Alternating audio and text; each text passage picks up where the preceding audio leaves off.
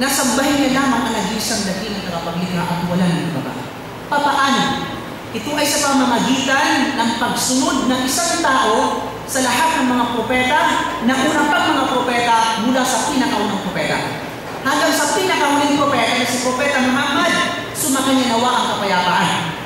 Na kung saan makikilala ng isang tao ang dakilang tagapaglikha, ang kanyang tagapaglikha sa pamamagitan ng pagsunod sa kanilang mga itinuturo at pamamaraan.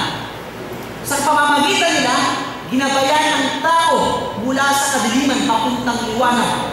At hindi lamang ang mga jinn, bagkus lahat ng mga tao ay itinupanawagan ng mga propeta na kung saan ay kanilang alamin kung sino ang kanilang dakilang tagapaglikha.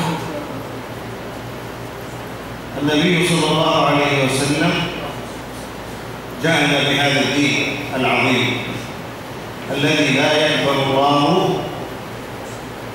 دينا سواه، ولذلك يجب على البشرية اتباع النبي صلى الله عليه وسلم الذي يدلهم على الله تبارك وتعالى، وأن البشرية إذا لم تطع النبي صلى الله عليه وسلم فلن يقبل الله سبحانه وتعالى منهم أي عمل مهما كان إذا لم يتبع النبي صلى الله عليه وسلم الذي أرسله الله لجميع البشرية، وما أرسلناك إلا كافة للناس بشيرا ونذيرا. Dumating kay Propeta Muhammad sa makay ng kapayapaan ang relihiyon, walang iba kundi ang Islam mula sa dakilang tagapaglikha.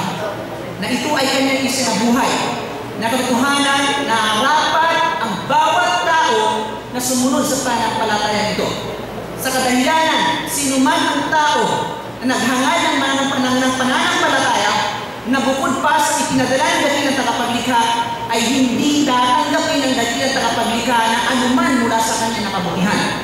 Sa kadahilanan, ang dakilang tagapaglikha ay kinumplito niya ang kanyang pananampalataya sa pamamagitan ng pinakahuling propeta na si Propeta Muhammad, peace be upon him, na bilang gabay sa lahat ng sangkatauhan. Kaya ang sinabi ng Allah sa banal na Quran, ikaw ay ipinadala o Muhammad sa buong sangkatauhan upang magbigay ng magandang balita at babala sa lahat ng sangkatauhan. وأخيرا أنصح نفسي وإخواني جميعا بالتمسك بهدي النبي صلى الله عليه وسلم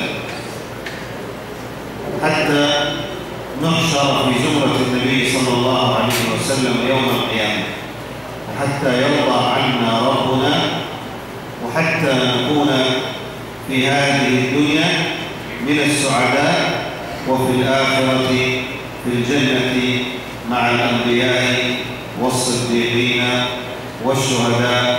وآخر دعوانا أن الحمد لله رب العالمين، وأسأل الله لنا ولكم الهداية والتوفيق، وأن يجمعنا جميعا في مستقر رحمته، وصلى الله وسلم على نبينا محمد وعلى آله وصحبه وسلم.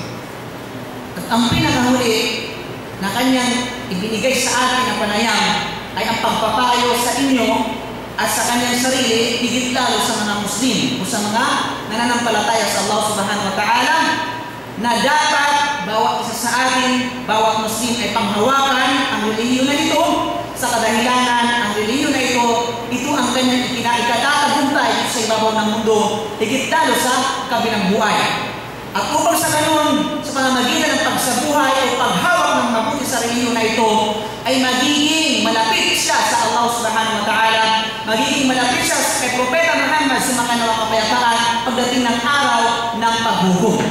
At katotohanan, sa pamamagitan nito ay mas lalo maging malapit sa mga tao higit na sumasampalataya sa Allah, sa mga may takot sa Allah subhanahu wa ta'ala, sa mga taong mabubuti, sa lahat ng mga propeta, sa lahat ng inalugdan ng Allah subhanahu wa ta'ala.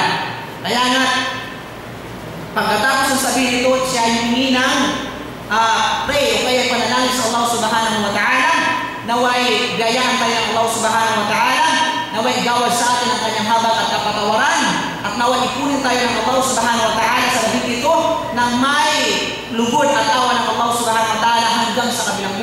Wa akhiru da'wana alhamdulillah. Assalamualaikum warahmatullahi taala wabarakatuh.